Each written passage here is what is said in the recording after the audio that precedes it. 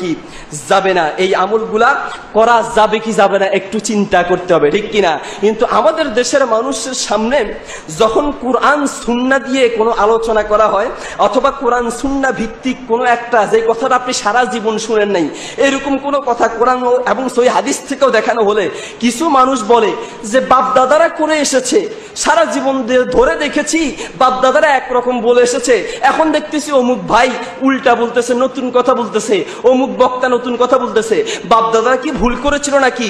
বাপ দাদারা যা করেছে আমরা তাই করব, কিছু মানুষ এরকম কথা বলে, ঠিক কিনা? মুসলমান সময় খুবই সংক্ষিপ্ত, তাই সংক্ষেপে বলতেছি।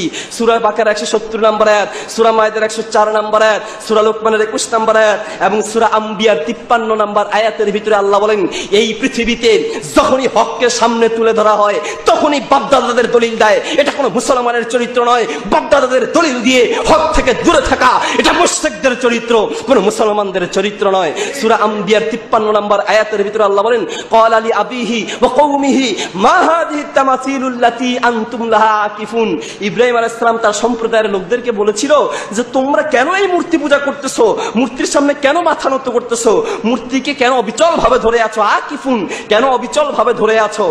তখনকার যুগের মুশরিকরা বলেছিল, ক্বালু ওয়াজাদনা আবাআনা লাহা আবিদিন, আমরা আমাদের বাপদাদাদেরকে দেখেছি বাপদাদারা এই মূর্তি পূজা করত, এই জন্য আমরাও মূর্তি পূজা করি, সুতরাং ইব্রাহিম তোমার কথা মানবো না। ইব্রাহিম আলাইহিস সালামের কথা না মেনে বাপদাদাদের দলিল দিয়ে বাপদাদাদের আদর্শের উপরে থেকেছিল। এটা কি মুসলমানদের চরিত্র না মুশরিকদের চরিত্র?